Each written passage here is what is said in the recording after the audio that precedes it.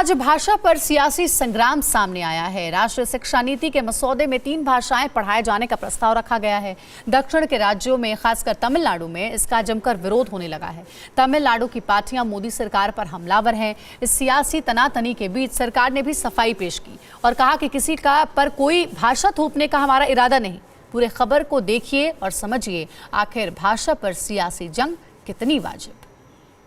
नई सरकार का पहला विवाद, 3 भाषा प्रणाली पर महाभारत। दक्षिण भारत में हिंदी का विरोध तेज।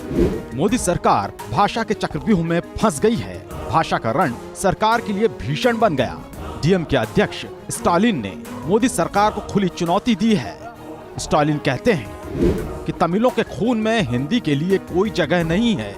यदि हमारे राज्य के लोगों पर इसे थोपने की कोशिश की गई तो डीएमके इसे रोकने के लिए युद्ध करने के लिए भी तैयार है।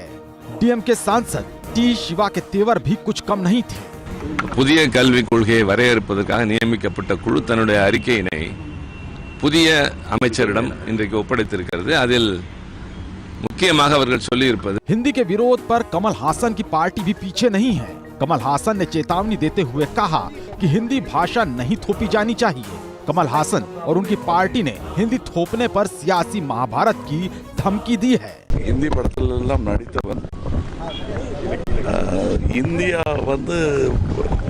அவரவர் மொழியை மதிக்கும் என்ற நம்பிக்கையுடன் இந்தியனாக சந்தோஷமாக வாழ்ந்து கொண்டிருப்பவன்।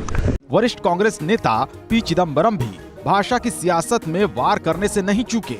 उन्होंने कहा कि स्कूलों में 3 भाषाओं के फॉर्मूले का मतलब क्या है। इसका मतलब है कि वे हिंदी को अनिवार्य विषय करना चाहते हैं।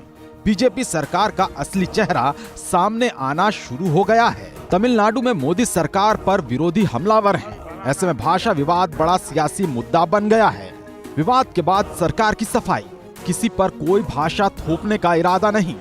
भाषा विवाद पर तमिलनाडु सुलग सकता है, लिहाजा वक्त रहते सरकार की सफाई सामने आई। सूचना और प्रसारण मंत्री प्रकाश जावड़ेकर ने भाषा विवाद पर सरकार का पक्ष रखा। ये सरकार की नीति नहीं है। सरकार ने इस पर विचार नहीं किया है। ये प्रस्ताव उनके तरफ से आया है और इसलिए सरकार की नीति नहीं है।